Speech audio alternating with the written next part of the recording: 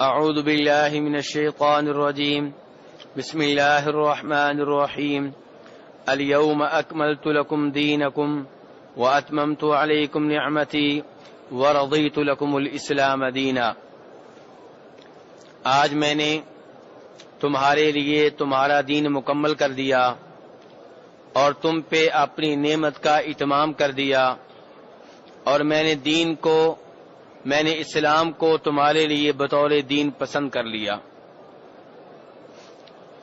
میرے بھائیو، اس آیت میں جو میں نے آپ کے سامنے تلاوت کی ہے اور اس کا ترجمہ بھی آپ کے سامنے پیش کیا ہے، اللہ تبارک و تعالی نے واضح کر دیا ہے کہ دین اسلام نبی صلی اللہ علیہ وسلم کی زندگی میں مکمل ہو چکا تھا اور اس میں کسی قسم کی کمی بیشی کی کوئی گنجائش نہیں ہے۔ اس سب کے باوجود لوگ اپنی اپنی عقل کے مطابق، اپنے اپنے ذہن کے مطابق نئی سے نئی عبادتیں، نئے سے نئے عبادت کے طریقے دین میں ایجاد کرنے کی کوشش کرتے رہے ہیں، کر رہے ہیں اور کرتے رہیں گے۔ لیکن میرے بھائیو، یہ سارے نئے طریقے بدعت کہلائیں گے اور یہ دین کا حصہ نہیں ہیں۔ بدعت میرے بھائیو، بدعت کا مطلب ہوتا ہے نیا کام جس کی پہلے کوئی مثال موجود نہ ہو۔ اللہ تبارک و تعالی نے قرآن پاک میں فرمایا بدیع السماوات والارض، کہ میں ہوں آسمانوں زمین کو اثر نو پیدا کرنے والا، بغیر کسی مثال کے، بغیر کسی نمونہ کے۔ ایسے ہی اللہ تبارک و تعالی نے 26ویں سپارے میں اپنے نبی صلی اللہ علیہ وسلم کو مخاطب کر کے کہا کہ آپ لوگوں سے کہہ دیں قل ما كنت بدعا من الرسل، کہ لوگوں میں کوئی نیا رسول نہیں ہوں، مجھ سے پہلے بھی رسول آتے رہے اور میں بھی اسی سلسلے کی آخری کڑی ہوں، میں کوئی نیا نبی نہیں ہوں۔ کہنے کا مطلب یہ ہے کہ بدعت کا مطلب ہوتا ہے نئی چیز جس کی پہلے کوئی مثال موجود نہ ہو۔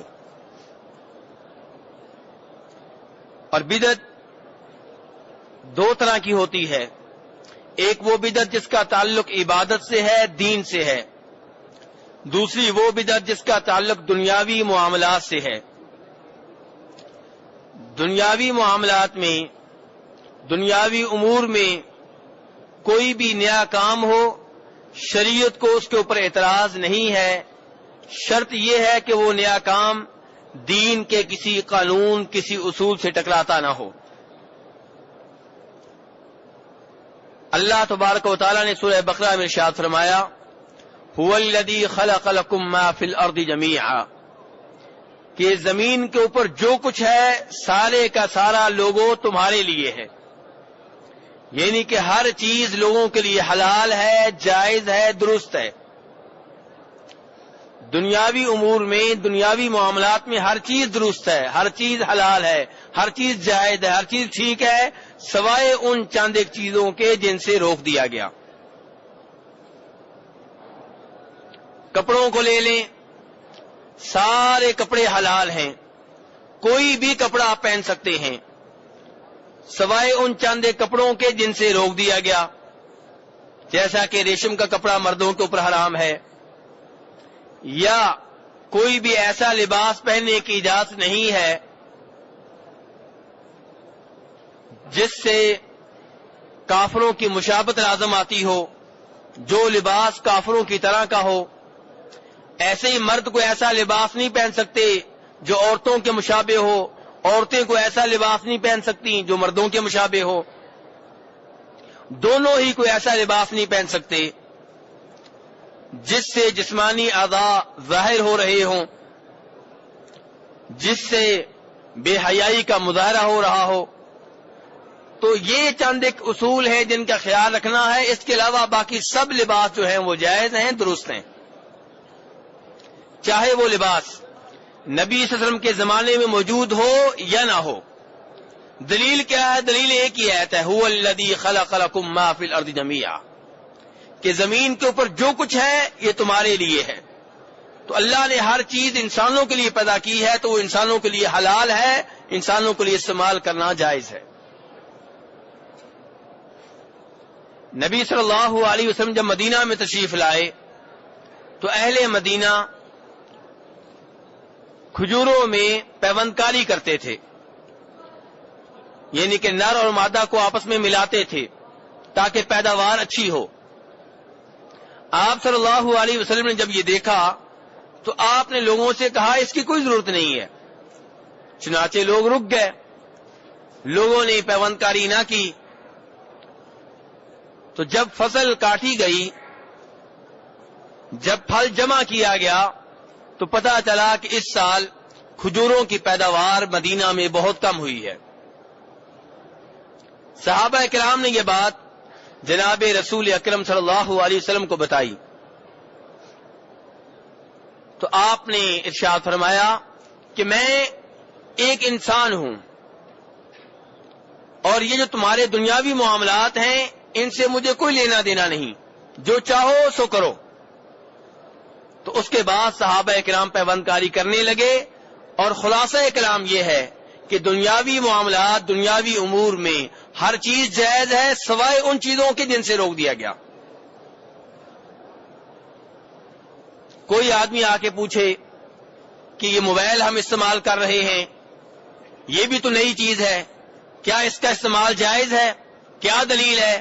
ہم کہیں گے ہاں یہ جائز ہے، دلیل یہ ہے کہ اس سے روکا نہیں گیا۔ اور اللہ تبارک و تعالیٰ کی یہ آیت کہ هو الذی خلق لکم ما فی الارض جمیعا، زمین کے اوپر جو بھی اللہ نے پیدا کیا ہے وہ تمہارے لیے ہے۔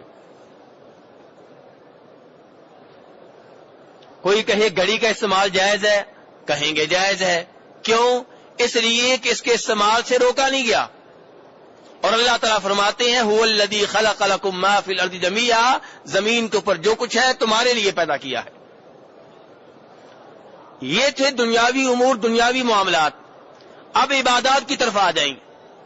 عبادات کی دنیا میں ہر چیز منع ہے، ہر عبادت منع ہے، ہر عبادت حرام ہے، ہر عبادت ناجائز ہے سوائے ان عبادات کے جن کے کرنے کی شریعت نے اجازت دی ہے۔ بالکل الٹ اصول ہو گیا۔ دنیاوی امور میں، دنیاوی معاملات میں کیا تھا کہ ہر دنیاوی چیز، ہر دنیاوی امر، ہر دنیاوی معاملہ جائز ہے، حلال ہے، درست ہے، اور اس کا استعمال بالکل ٹھیک ہے سوائے ان چند ایک معاملات کے، سوائے ان چند ایک چیزوں کے جن سے روک دیا گیا۔ لیکن عبادت میں آئے تو کیا ہوا کہ ہر عبادت منع ہے، اس کے الٹ ہو گیا اصول۔ ہر عبادت منع ہے سوائے ان عبادات کے جن کے کرنے کی اجازت دی گئی ہے۔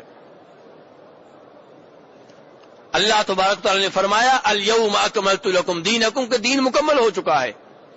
اور نبی صلی اللہ علیہ وسلم فرماتے ہیں من احدث فی امرنا ھذا ما لیس منہ فہو رد، جس نے ہمارے اس دین میں کوئی بھی نیا کام نکالا، نیا کام ایجاد کیا، وہ ریجیکٹ ہے، ناقابل قبول ہے، مردود ہے۔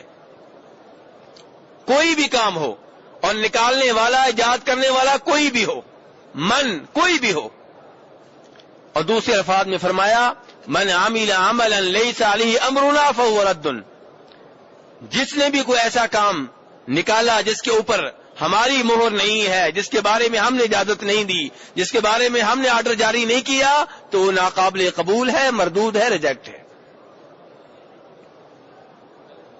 تو اس لیے میرے بھائیوں، آپ صلی اللہ علیہ وسلم کو گئے ہوئے 1400 سال ہو گئے ہیں، عبادات آج بھی وہی رہیں گی جو آپ دے کے گئے ہیں۔ 14 صدیاں گزر گئی ہیں، کوئی نئی عبادت گڑنے کی اجازت نہیں ہے۔ اور ہر صدی میں لوگ نئی نئی عبادات نکالتے رہے، ایجاد کرتے رہے، ان سب کے اوپر ایک ہی حدیث فٹ ہوتی رہی کہ من احدث فی امرنا ھذا ما لیس منہ فہو رد، کہ جس نے بھی جو بھی نیا کام دین میں نکالا، نئی عبادت نکالی، وہ ریجیکٹ ہے، ناقابل قبول ہے۔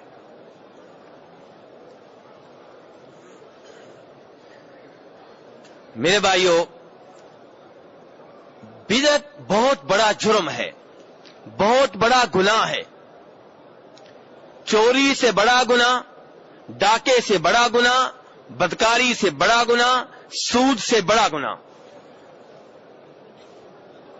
کیوں میرے بھائیو؟ ایسا کیوں ہے؟ اس لیے کہ جب کوئی چوری کرتا ہے اس کو پتا ہوتا ہے میں گناہ کر رہا ہوں، کسی نہ کسی دن توبہ کر لے گا اور اپنے اس جرم کو چھپائے گا، ظاہر نہیں کرے گا. کوئی اس کو چور کہے تو اس سے لڑے گا، چور اپنے آپ کو چور نہیں مانے گا. بدکار بھی ایسے ہی ہے، وہ یہ گناہ کرے گا، شرمائے گا، اس گناہ کو چھپائے گا، اس لیے امید ہے کسی نہ کسی دن توبہ کر لے گا.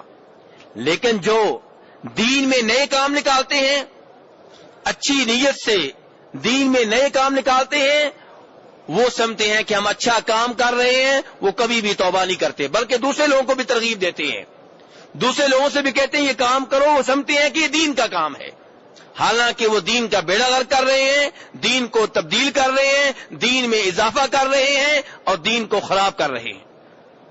لیکن سمجھتے کیا ہے کہ ہم نیکی کر رہے ہیں، ہم اچھا کام کر رہے ہیں، اس لیے وہ دوسرے لوگوں کو بھی اس کی ترغیب دیتے ہیں، دوسرے لوگ بھی کام کرنا شروع کر دیتے ہیں اور دنیا سمجھتی ہے کہ یہ دین کا کام ہے.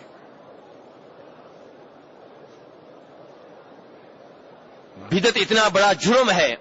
امام مالک رحمہ اللہ کہا کرتے تھے من ابتدع فی الاسلام حسنۃ،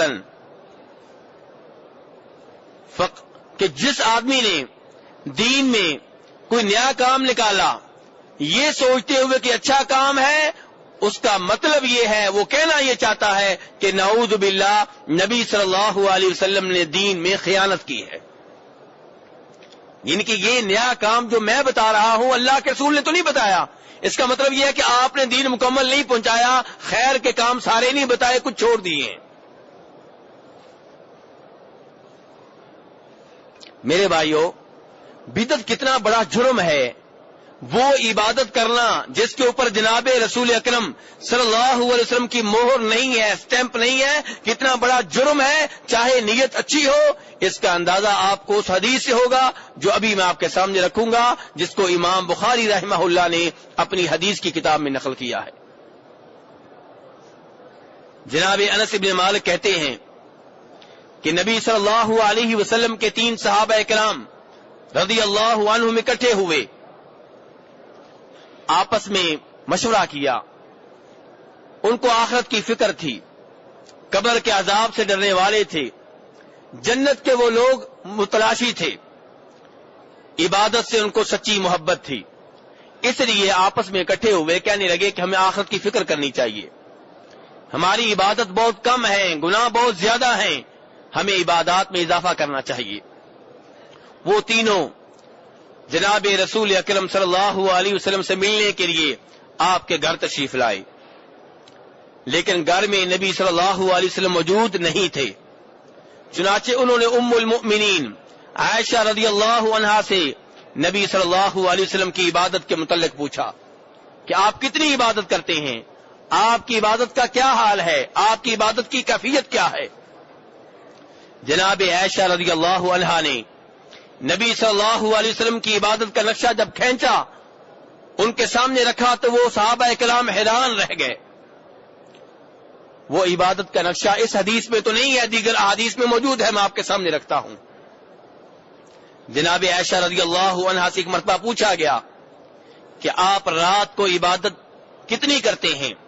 جناب عائشہ نے فرمایا آپ 4 رکعتیں نماز پڑھتے ہیں رات کو، اور اتنی اچھی نماز، کوالٹی اتنی اچھی نماز، اتنی طویل، اتنی عمدہ کہ لا تسأل عن حسنہن وطولہن، ان 4 رکعتوں کی عمدگی کے بارے میں، ان کی طوالت کے بارے میں مت پوچھو.